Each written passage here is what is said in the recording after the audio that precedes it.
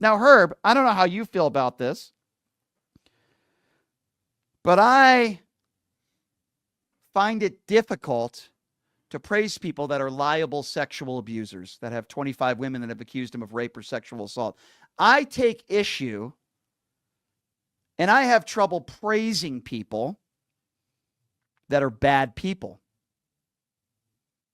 Now, you wouldn't go ahead and praise Scott Peterson. You wouldn't go ahead and praise someone who is liable for sexual abuse if they weren't a politician. Example.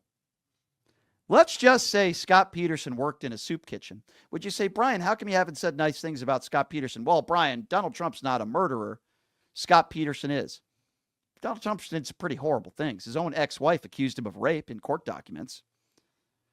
So maybe in Donald Trump's life, maybe he's done a few good things. Maybe. Besides manipulating the media. Maybe he's done some good things in his life. But I am not going to sit here and praise somebody that incited an insurrection, that continues to be a threat to democracy, that is a liable sexual abuser and 34-count felon. Now, if you want to go ahead and listen to a show that praises Donald Trump like Mark Levin and wears Donald Trump knee pads, you can go ahead and you can do that.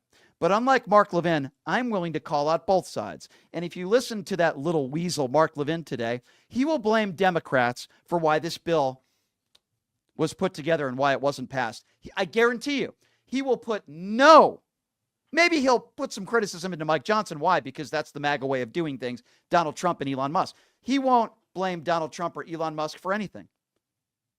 So I'm sorry, Herb. You're not going to hear a lot of compliments out of my mouth to Donald Trump. Even when he did Operation Warp Speed, which, by the way, I did give him credit for, he wasn't public enough about it. He went privately to get vaccinated with he and Melania. So even when he does do something good occasionally, he turns it into a negative because he only cares about himself. Now, you can't name me one thing that Mark Levin has ever said in any criticism of a MAGA Republican, but yet you want to give him credibility, Herb? Give me a break. When he did my show, he was promoting his book. I was told from his people not to criticize his political opinions. I was on a conservative radio station. Thank God I am not on that station now. He would never do this show now, and I would destroy him. And you could talk about how smart he is when it comes to the Constitution. Well, you know what that's like saying? That's like saying this guy's brilliant when it comes to law, but yet he defends rapists and he defends felons and he defends murderers. What good is it if you have knowledge, but you don't use it accordingly and are fair with it? You want to talk about the Constitution? You want to talk about Mark Levin and how brilliant he is? Because really?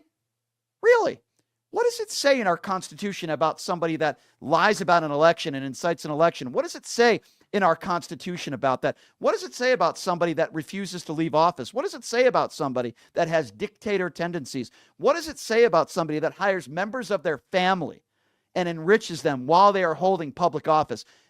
Mark Levin is a constitutionalist, but he never seems to talk about the Constitution as it pertains to Donald Trump unless he tries to defend him, Herb. I'm sorry, but you're not going to push credibility when it comes to Mark Levin on this show, Herb.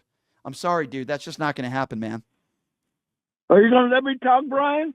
Can I say something? If you say something fair and honest and factual, okay, sure. I'm glad I'm still. Thanks for not hanging up on me.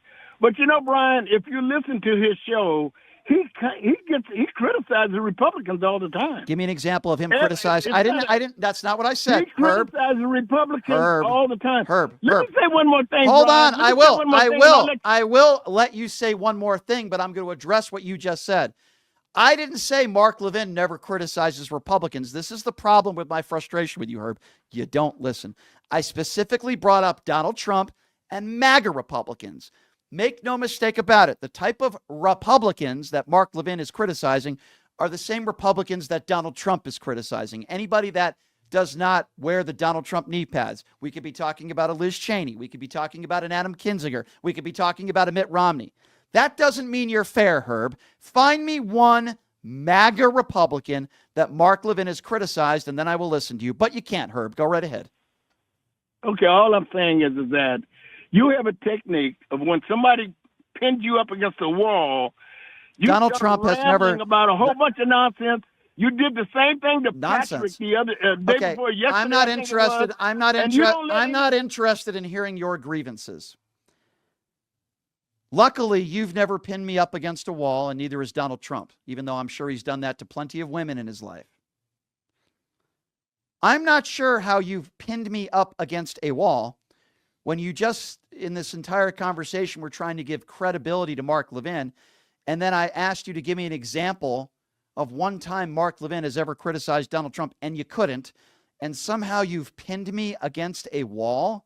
Your definition of pinning somebody against a wall is very different from mine, but maybe we should talk to E. Jean Carroll about that, because the guy who pins women against a wall is the guy that you voted for. So if you want to talk about pinning people against a wall, let's talk about Pete Hegseth. Let's talk about Donald Trump, and let's talk about many of those other people that you seem to support that actually do literally pin people against walls, Herb.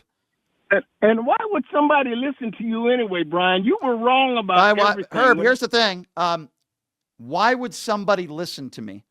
Well, maybe you should ask yourself that same question, Herb, because you call into this show every day and you listen to me every day. So clearly I'm growing on you like a fungus, and you enjoy being embarrassed on this show every day. Why would somebody listen to me? Maybe you could ask the 200,000 plus people that listen to this show every day on all forms of social media, Herb. Herb, why do you listen to me every day? Why do you call in every day? Why don't you answer your own question? How long have you been listening to me on the air? How long have you been listening to me, Herb? I've been listening to you for several years. You know that. Why do people listen to me? I listened to you when you were with JD on the other station. So let me be, so my question is, you're asking the question on the air, why do people listen to me? And you just own it and admit that you've been listening to me on the air for years. Herb, you sound ridiculous. Yep. You sound ridiculous. And the reason why, I'm going to tell you why I listen to you, Brian. Oh, I can't wait to hear this. I like to hear the other side and what their arguments are. You may have something. You may come up with something one day that I agree with. Okay, Herb, thank you. And I might come up with something someday that you agree with. Yeah, brilliantly spoken, Herb. Here's the thing, Herb. I'm not on the other side. If you actually had a brain, you'd understand, Herb. I'm on your side, too. I'm on the side of Americans when I say I don't want a liable sexual abuser, 34-count felon who wakes up in the morning and puts on 8 layers of orange makeup to be the leader of the free world. That doesn't mean I'm on a side. It means I want somebody with a moral compass and decency. Okay? You want to hear the other side. Why don't you, Freya? I want to hear a side that is fair, that is honest, and that is willing to interview other people that I might disagree with. So, Herb, I appreciate you listening. I appreciate you calling in. But you just answered your own question. Maybe some people like you, Herb, are sick and tired of everything one-sided on the far right when it comes to talk radio in this country, and they're a bunch of right-wing buffoons like Mark Levin. Thank you for the call.